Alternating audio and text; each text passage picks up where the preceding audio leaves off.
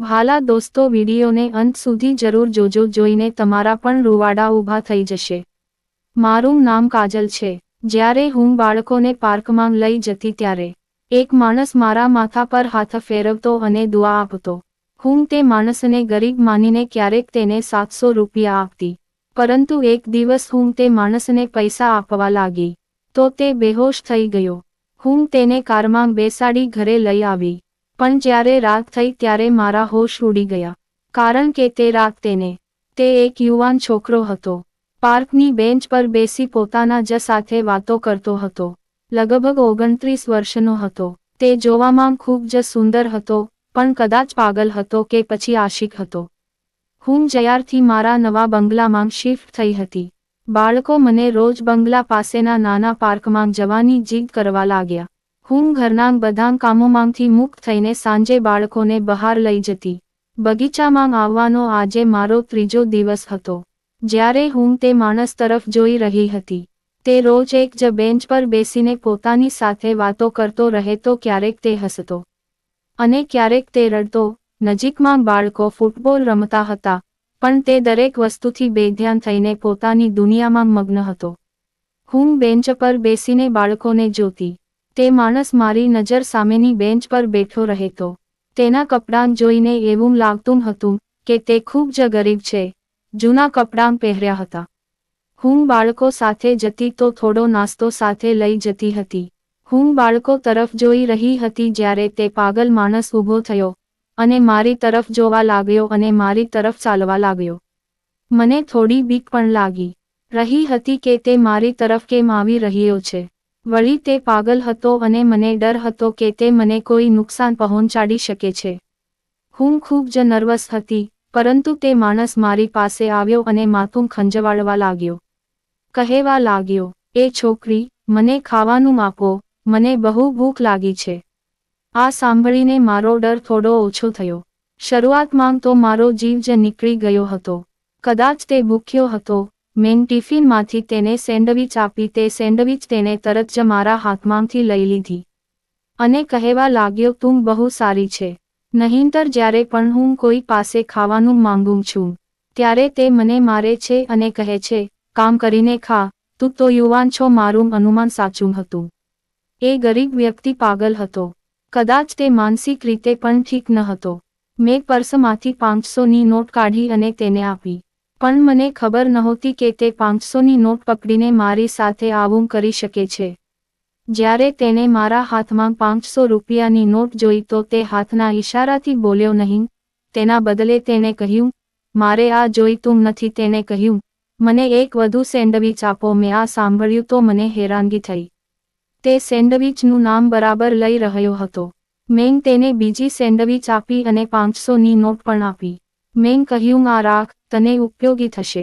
મેં વિચાર્યું, ચાલો બાળકોના નામે સારું કરીએ, પણ એ પછી તેને હાથ લંબાવીને મારા માથા પર મૂક્યો। હું આ બધાથી પાછળ હટી ગઈ હતી। આ કેવી ક્રિયા હતી? તે કહેવા લાગ્યો, "ખુશ રહો, આબાદ રહો." આટલું કહી તે ત્યાંથી ચાલ્યો ગયો। પણ આ શું હતું? તેને આવું કેમ કર્યું?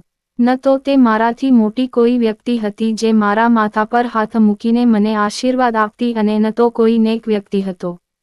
પછી હું બાળકોને લઈને ઘરે આવી હતી। મારા પતિની કામની દિનચર્યા એવી હતી કે ક્યારેક તેઓ એક દેશમાં હોય તો ક્યારેક બીજા દેશમાં હોય। તેઓ અઠવાડિયામાં ફક્ત 2-3 દિવસ જ ઘરે રહેતા હતા, અને તે દિવસોમાં હું મારા પતિને જે ગમતું તે રાંધતી અને તેમને ખવડાવતી। પરંતુ મારા પતિ ઘરે હોય કે ન હોય તે મારા માટે સમાન બનવા લાગ્યું। જ્યારથી તેણે નવો ધંધો શરૂ કર્યો તે હંમેશા પોતાના વ્યવસાયમાં પ્રગતિ માટે કામ કરતા હતા। જ્યારે પણ હું તેની પાસે બેસતી ત્યારે તે કોઈ સાથે ફોનમાં વ્યસ્ત હોતા। મારા પતિના વ્યસ્ત હોવાને કારણે હું એકલતાનો શિકાર બની ગઈ હતી।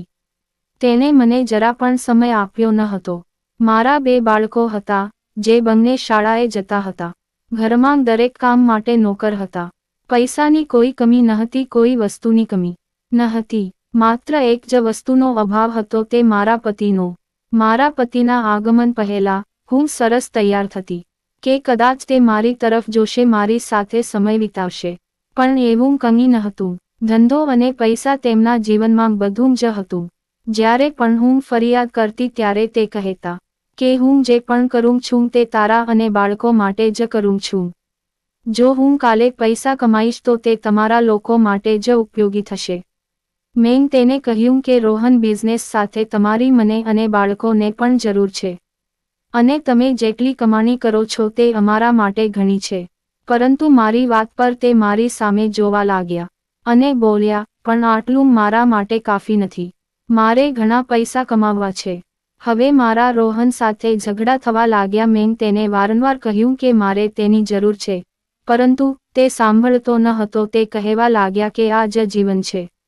કોઈ નાટક કે વાર્તા નથી કે હું તારી પાછળ ગુલાબનું ફૂલ લઈ ફરતો રહું અને પ્રેમ વ્યક્ત કરું. શું તું પાગલ છો? આટલું કહીને તે ઝડપથી માથું ફેરવીને સૂઈ જાય છે. મારા પતિને મારા પર ધ્યાન ન આપવાથી મેં મારા જીવનમાં એક પગલું ભર્યું જે મારે ન લેવું જોઈતું હતું, જે સ્ત્રીઓ માટે અપમાનનું કારણ બને છે, પરંતુ હું તેમાં મારો દોષ માનતી ન હતી. જ્યારે પણ હું બાળકોને પાર્કમાં લઈ જતી ત્યારે તે પાગલ બેન્ચ પર બેઠેલો જોવા મળતો હતો. આજે પણ હું બેન્ચ પર બેસીને મારા પતિ વિશે વિચારતી હતી કે તે પણ અમારી સાથે પાર્કમાં આવીને બાળકો સાથે સમય વિતાવે તો કેવું સારું થાત. મારી આંખમાંથી આંસુ વહેવા લાગ્યા હતા અને તે પાગલ મારી સામે બેઠો હતો, મને ધ્યાનથી જોઈ રહ્યો હતો. હું વારંવાર આંસુની ધાર વહાવતી હતી અને મારા આંસુ છુપાવવાનો પ્રયત્ન પણ કરી રહી હતી. મારે રડવું ન હતું, પણ આજે તો જાણે મારા આંસુ પર કાબૂ ના હતા. થોડીવાર પછી તે પાગલ મારી પાસે આવ્યો અને કહ્યું, એ છોકરી કેમ રડે છે? શું તારી માતાએ તને મારતી છે? આટલું કહી તે મારી બેન્ચ પર બેસી ગયો. પછી તેને કહેવાનું શરૂ કર્યું, જુઓ, હું જાણું છું કે જ્યારે કોઈને થપ્પડ પડે છે ત્યારે તેને ઘણું દુઃખ થાય છે, રડવું પણ આવે છે, પણ મને જુઓ, મારી માં મારા મોઢા પર 2 વાર થપ્પડ મારે છે. પછી તેણે તેના બંને ગાલ પર આંગળીઓ મૂકી અને કહ્યું, એ કહી તો પણ હું રડતો નથી. તે કદાચ મને ચૂપ કરવાનો પ્રયાસ કરી રહ્યો હતો. આ સાંભળી હું હસવા લાગી. મને આટલું હસતી જોઈને તે પણ હસવા લાગ્યો અને બોલ્યો, હા, તમે હસતા જ સારા લાગો છો, હસ્યા કરો. મેં વિચાર્યું કે હું મારો સમય પસાર કરવા તેની સાથે જ વાત કરી લઉં. મેં કહ્યું, તારા મા બાપ ક્યાં રહે છે? તે કહેવા લાગ્યો કે તે બંગલાની પાછળ સૌથી જૂનું ઘર છે. એ મારું ઘર છે. તમે ત્યાં આવો તો કોઈને પૂછજો રોહુ પગલાનું ઘર કયા છે. તે તમને મારા ઘરે મૂકી જશે. પાડોશના બધા લોકો મને રોહુ પગલો કહે છે. મેં કહ્યું, તમે કોઈ કામ કેમ નથી કરતા? પાર્કમાં કેમ બેઠા રહો છો? મારી વાત સાંભળી તે કહેવા લાગ્યો, તું પણ માંગની જેમ શરૂ થઈ ગઈ. હું નકામો નથી, મને કામ કરતા આવડે છે. પરંતુ આટલું કહીને તે ફરીથી પાર્ક તરફ જવા લાગ્યો. તેને કહ્યું, તમે મને કહો કે હું શું કરું પૈસા કમાઈને?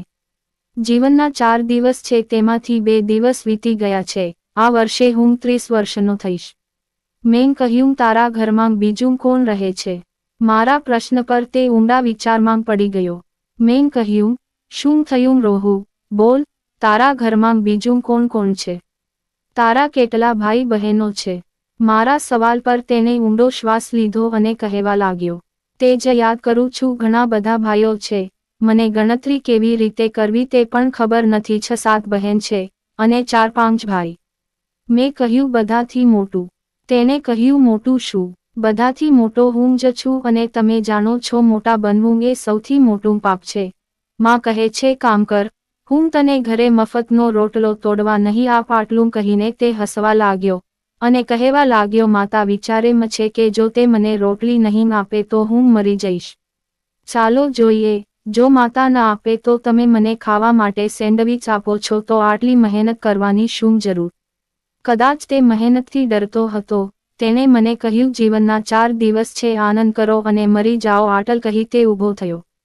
મેં કહ્યું, રોહું ઊભો રહે. ત્યારે તેને મારી તરફ જોયું.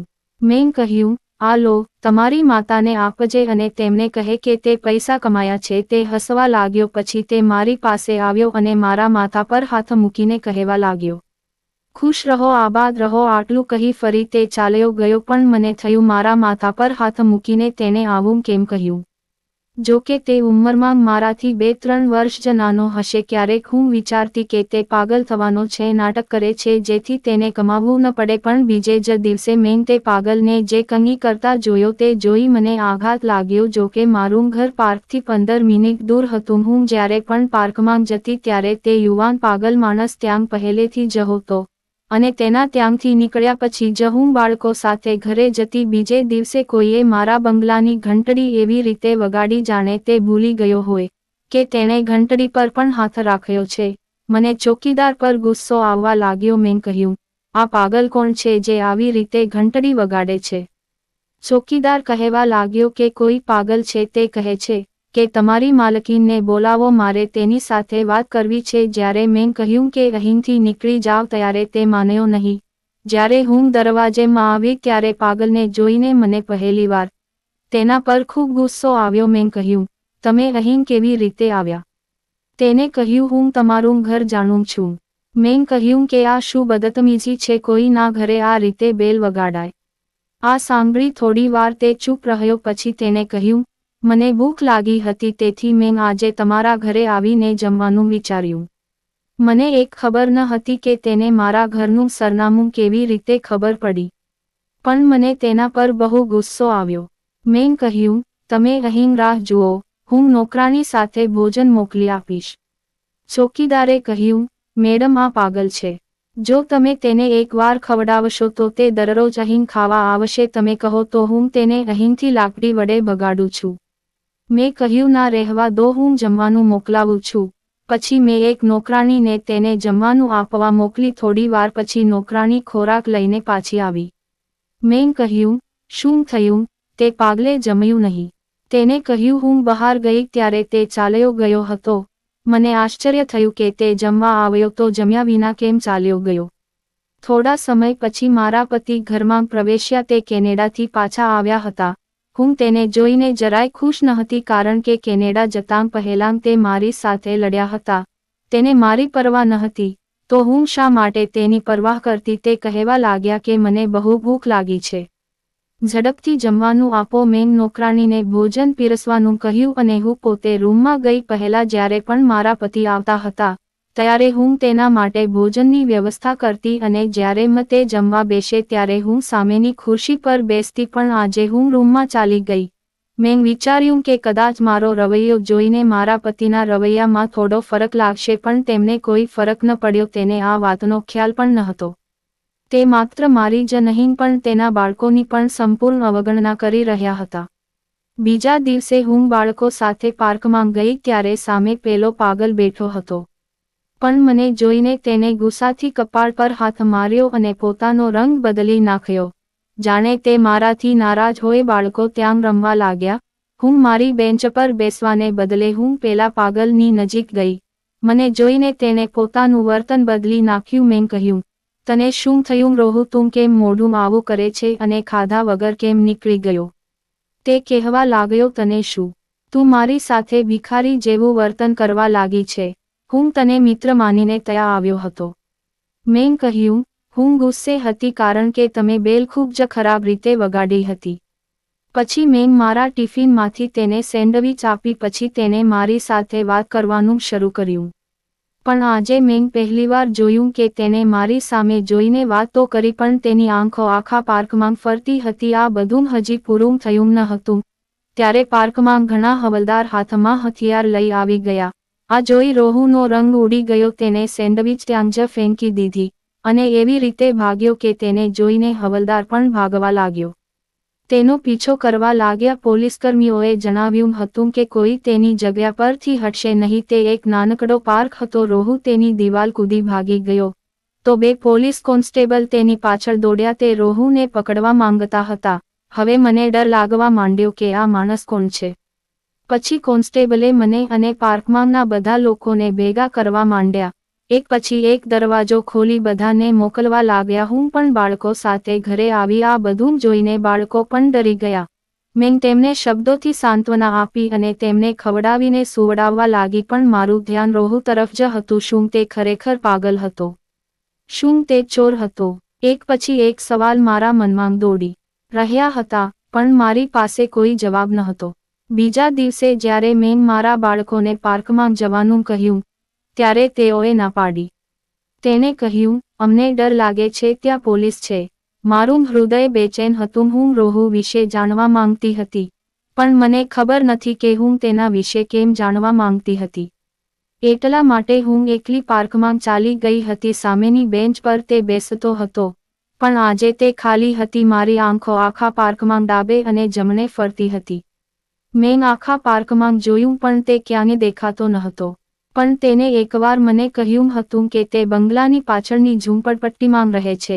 મેં વિચાર્યું કે હું જઈને જોઉં કે તેનું ઘર ક્યાં છે. હું બંગલાની પાછળની એક ઝૂંપડપટ્ટીમાં આવી જ્યાં નાના કાચા મકાનો હતા. તે ગરીબ લોકોની વસ્તી હતી. એક શેરીમાં નાના બાળકો રમતા હતા. મેં તેને પૂછ્યું કે પાગલ રોહુ ક્યાં રહે છે? મને તેના ઘરનું સરનામું જણાવો. આ સાંભળીને બાળક વિચિત્ર નજરે મારી સામે જોવા લાગ્યો અને કહેવા લાગ્યો, કોણ પાગલ રોહુ?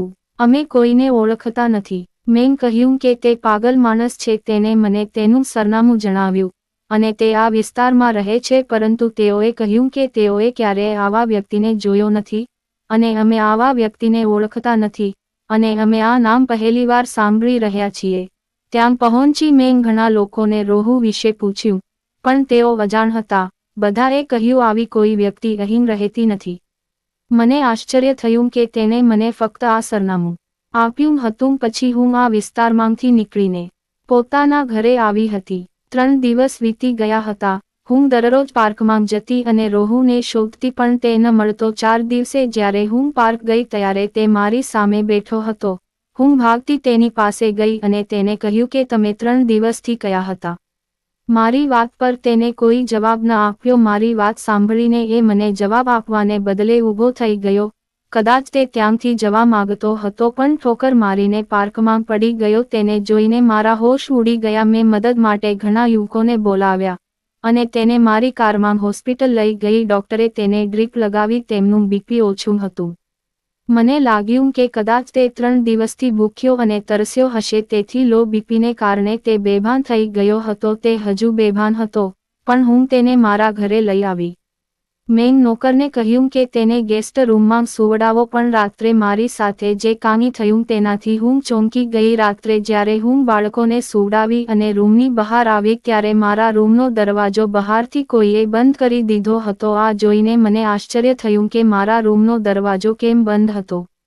મેં દરવાજો ખખડાવવાનું શરૂ કર્યું, પણ દરવાજો કોઈએ ખોલ્યો નહીં. હવે મને ડર લાગવા લાગ્યો હતો કે કદાચ એ પાગલ માણસ ચોર હતો. તેને મને રૂમમાં બંધ કરી દીધી અને હવે તે મારું ઘર લૂંટવા જઈ રહ્યો છે. હું તેને મારા ઘરે કેમ લાવી? થોડી વારમાં અવાજો આવ્યા અને પછી ગોળીબારના અવાજો સંભળાવા લાગ્યા. આ સાંભળીને મારા હોશ ઉડી ગયા. મારો દરવાજો ખુલ્યો તો સામે પોલીસ હતી અને તે પાગલ રોહુ પણ ત્યાં હાજર હતો. મને આ જોઈને નવાઈ લાગી. પોલીસે મારા પતિની ધરપકડ કરી હતી. તેને પકડીને કહ્યું કે અમે તમને ઘણા સમયથી શોધી રહ્યા હતા. તું બહારના દેશમાં જઈ ગેરકાનૂની કામ કરે છે. હું જેને પાગલ માણસ સમજી રહી હતી તે પોલીસ ઇન્સ્પેક્ટર હતા. તેને કહ્યું કે તેના ઘરની ઉપરના સ્ટોરરૂમમાં તે તમામ સામાન છે જે તે ગેરકાયદેસર રીતે લાવે છે અને વેચે છે. મને ખબર ન હતી કે મારા પતિ ગેરકાયદેસર કામ કરે છે, એટલા માટે તે આટલા પૈસા કમાઈ રહ્યો હતો. પોલીસ મારા પતિને પકડીને લઈ ગઈ હતી, પરંતુ તે પાગલ માણસ હજી ત્યાં જ હતો અને તે ફરીથી મારી પાસે આવ્યો અને કહેવા લાગ્યો, માફ કરશો, પણ મારે તમારા પતિને સબૂત સાથે પકડવા માટે આ બધું નાટક કરવું પડ્યું. તેને કહ્યું કે હું તમારા પતિને ઓછામાં ઓછી સજા અપાવવાનો પ્રયત્ન કરીશ, પરંતુ આ ત્યારે જ શક્ય છે જો તે સાચા અર્થમાં પોતાના કામનો ત્યાગ કરે. તેને મારા માથા પર હાથ મૂક્યો અને કહેવા લાગ્યો, ખુશ રહો અને આબાદ રહો. એમ કહીને તે ત્યાંથી ચાલ્યો ગયો. જ સાચે ન જ તેને મારા પતિની સજા ઓછી કરાવી હતી. જ્યારે મારા પતિ 4 વર્ષ પછી પાછા આવ્યા ત્યારે તે પોતાની ભૂલનો પસ્તાવો કરી રહ્યા હતા અને તેને તમામ ખોટા કાર્યોનો ત્યાગ કર્યો હતો. મિત્રો, પૈસો હાથનો મેલ છે. એકવાર ચાલ્યો જાય તો તમે બીજી વખત મહેનત કરીને કમાઈ શકો છો, પણ સમય પસાર થઈ જાય તો સમય ફરી પાછો લાવી શકાતો નથી. એટલા માટે આપણે આપના જીવનનો સમય આપના પ્રિયજનો સાથે આનંદપૂર્વક પસાર કરવો જોઈએ, જેથી ભવિષ્યમાં તમને ક્યારેય અફસોસ ન થાય કે તમે આટલો કિંમતી સમય વેડફી નાખ્યો છે. જો દોસ્તો આવી રહસ્યમય વાત સાંભળવા માટે આપની ચેનલને સબસ્ક્રાઇબ અને લાઇક જરૂર કરજો।